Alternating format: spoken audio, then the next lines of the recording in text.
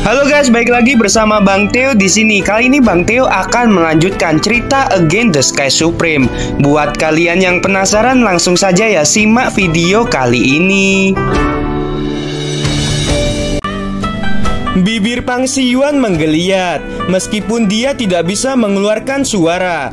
Dilihat dari gerakan mulutnya, Pang Siyuan berkata, "Jangan bunuh saya akan memberitahu kamu siapa yang merencanakan pembunuhanmu. Orang tua, sayang sekali, aku bisa bertanya pada diriku sendiri mengenai hal itu." Sudut mulut Tanyun sedikit terangkat, dan di antara pikirannya, serangkaian bila kekuatan spiritual mengalir ke arah Pang Siyuan. Daging dan darah berceceran. Ketika bila spiritual menghilang, wajah dan dada Pang Siyuan sama dengan Tanyun saat Tanyun diserang oleh Pang Siyuan sebelumnya.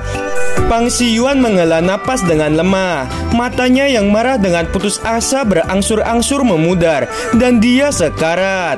Semua orang tahu bahwa semakin kuat tubuh, semakin kuat jiwanya. Begitu pula jika tubuh terluka parah, jiwa juga akan menjadi lemah. Sekarang jiwa Tanyun sekuat alam pemurnian jiwa tingkat ketiga, cukup untuk mengendalikan Pang Siyuan di bawah mata ilahi Hongmeng. Di bawah langit yang malam, mata Tanyun bersinar dengan cahaya merah tua, menatap Pang Siyuan dan bertanya, "Siapa yang memintamu untuk membunuhku?" "Orang itu Luwu," Pang Siyuan berkata dengan ekspresi yang mengenaskan. "Baiklah, aku akan bertanya lagi padamu," Tanyun berkata dengan serius. "Bagaimana kamu tahu bahwa aku berkultivasi di pagoda ruang dan waktu kelas menengah nomor 678? Liu Dahai memberitahuku," kata Pang Siyuan dengan sekarat. "Siapa Liu Dahai?" kata Tanyun sambil mengerutkan kening. "Dia Ken yang menjaga aula otorisasi pada waktu itu," kata Pang Siyuan dengan lemah. "Di mana gunung perinya?" Tanyun bertanya lagi.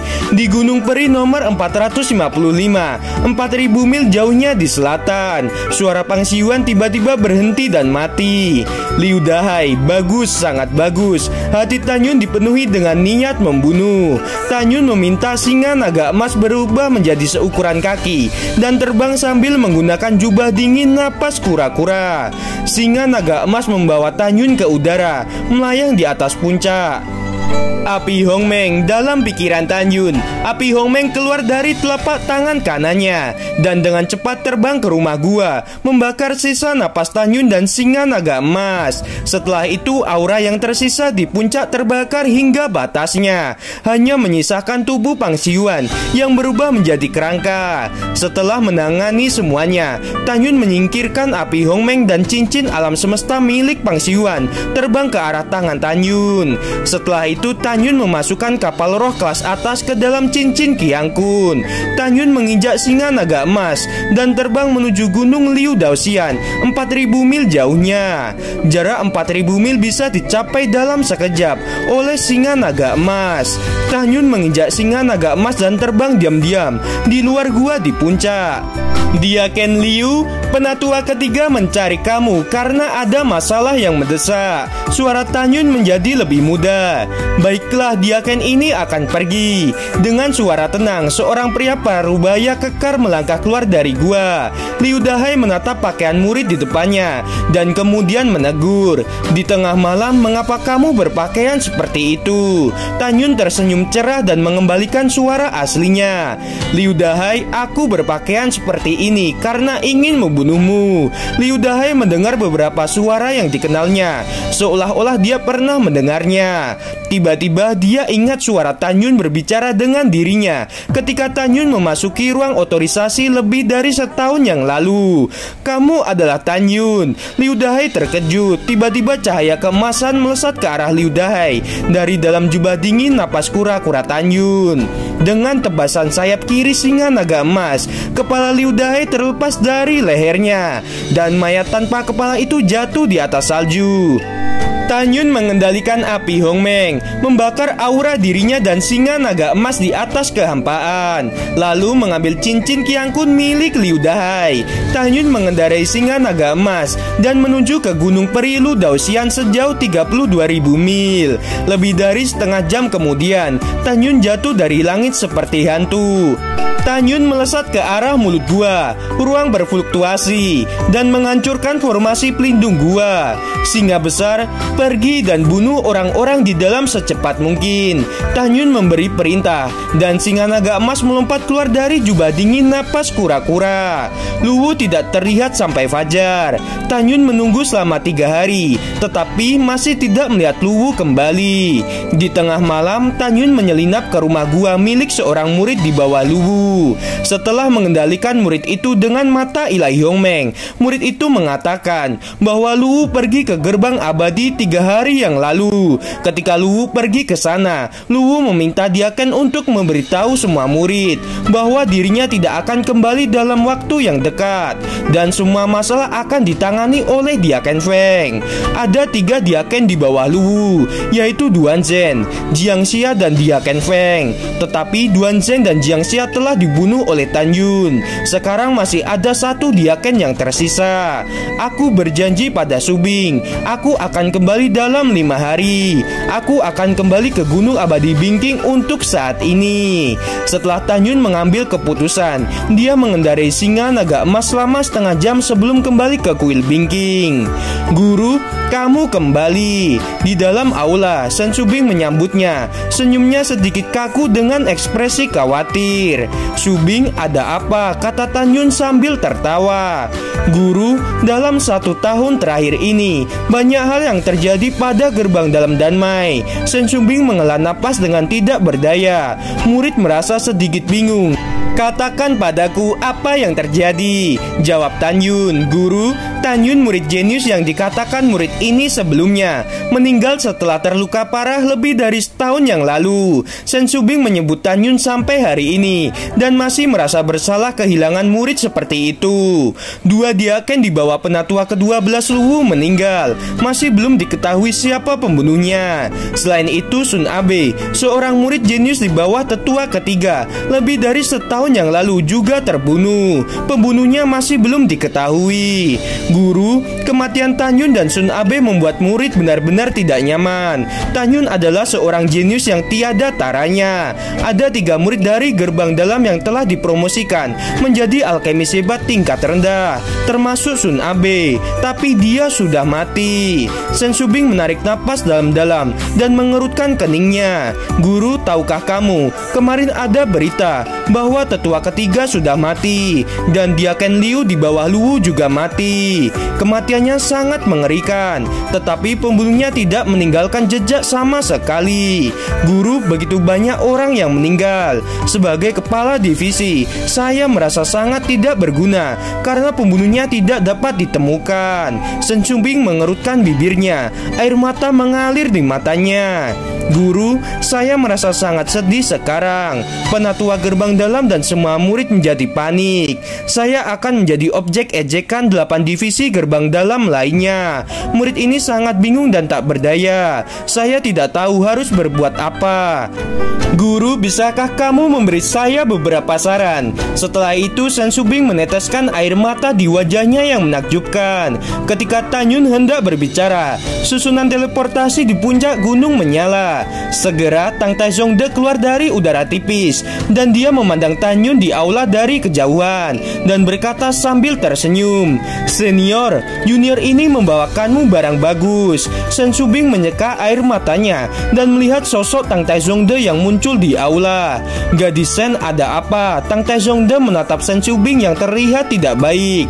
"Tidak apa-apa, kamu berbicaralah dengan guru." Sen Subing menanggapi dan membungkuk sedikit kepada Tan Yun.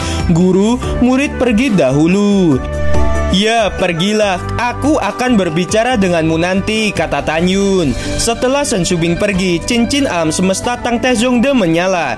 Dan segera nyala api ungu hitam setinggi 1 kaki terbakar di telapak tangan kanannya. Dan nyala api itu terbungkus tirai cahaya terlarang. Tanyun tidak hanya gembira, tetapi juga berseru. Benih api Subzun tingkat rendah dengan atribut api, yaitu api hitam mendalam ungu. Tanyun menatap tajam ke api di depannya. "Senior, kamu memang orang luar biasa." Tang Tezongde membungkuk dan menyerahkan api itu kepada Tanyun. "Senior, pil yang Anda berikan telah diverifikasi kebenarannya. Api semacam ini awalnya dilelang di kantor pusat Wangfu. Untungnya junior pergi ke kantor pusat Wangfu tepat waktu 4 hari yang lalu. Jika tidak, api itu akan jatuh ke tangan orang lain." Tanyun membawa api hitam mendalam ungu ke dalam cincin Qiang Kun, memegang tangannya dan berkata, "Api jenis ini dikirim pada waktu yang tepat. Saya sangat berterima kasih. Senior, Anda terlalu sopan." Tang Tezongde membungkuk dan berkata, "Senior, jika tidak ada urusan lagi, junior akan pergi dan mencari api lagi. Lelaki tua ini akan memberimu hadiah," jawab Tanyun. Pada saat ini Tanyun diam-diam berkata, "Sekarang aku memiliki api hitam mendalam ungu.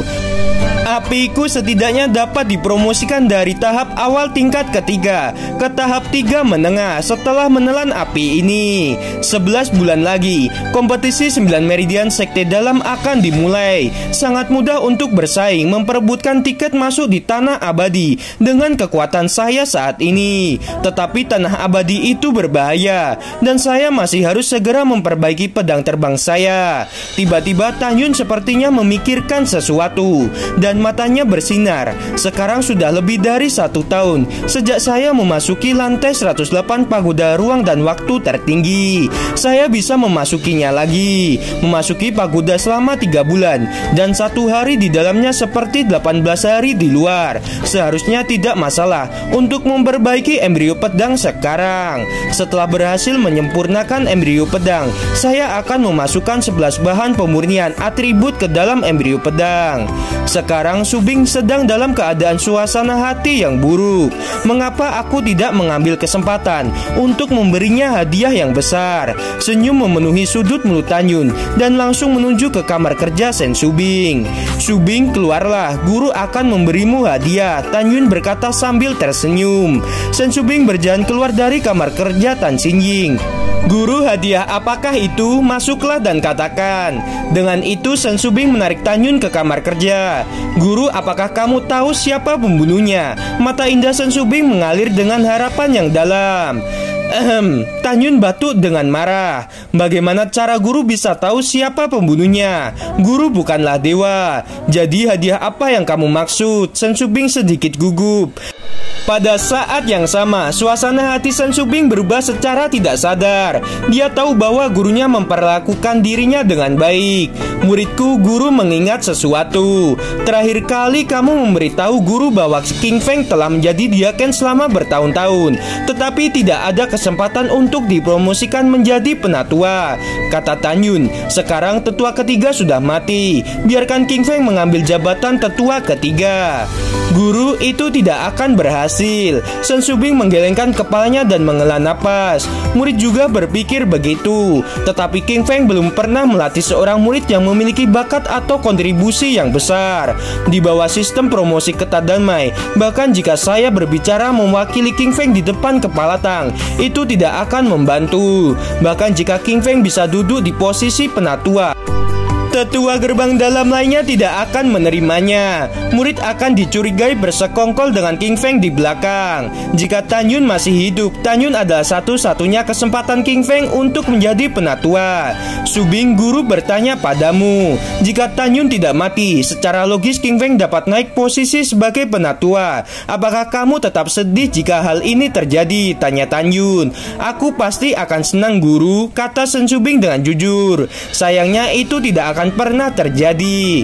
Subing, barusan Tang Taizongde mengirim api kepada guru, dan guru harus pergi selama beberapa waktu untuk pulih dari cedera. Selama guru tidak ada, Laude akan mengirim barang ke kuil Bingking. Simpanlah barang itu untuk guru. Murid akan mengingatnya. Sen Subing berkata dengan sedih, "Guru, apakah kamu pergi dengan waktu yang lama? Murid masih memiliki banyak masalah. Saya ingin berbicara dengan kamu."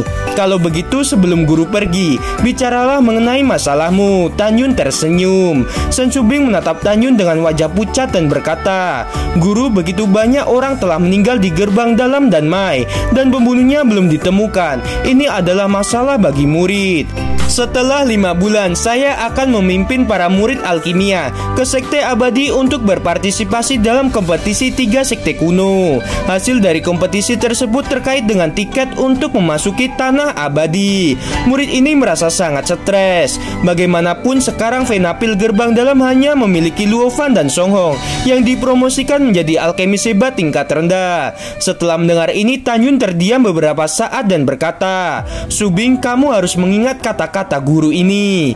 "Guru, tolong bicara," kata Sen Subing. "Kamu akan mencapai banyak prestasi di masa depan. Kamu jangan terpaku dengan hal-hal yang membuatmu tidak bisa melangkah maju. Setelah lama mengenalmu, aku mengetahui bahwa kamu suka bimbang. Terus terang, kamu adalah muridku yang di masa depan dapat mengejar impian yang tinggi." Setelah mendengar ini, Sen Subing menundukkan kepalanya dan berlutut di depan Tan Yun. Guru, murid akan mengingatnya. "Ya." Tan Yun membungkuk dan membantu Sen Subing berdiri.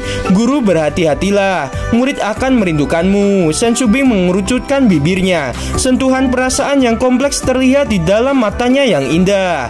"Guru juga akan merindukan kamu." Tan Yun menginjak singa naga emas dan terbang ke langit. Ketika Tan Yun menghilang di langit, sebuah suara tua tiba-tiba terdengar. "Subing, keberuntunganmu akan segera datang. Terlepas dari apakah sekarang atau di masa depan, kamu dapat duduk dan bersantai. Kompetisi alkimia 3 sekte kuno, murid-muridmu akan memenangkan tempat pertama, mengalahkan sekte abadi dan para jenius alkimia besar dari Istana Abadi."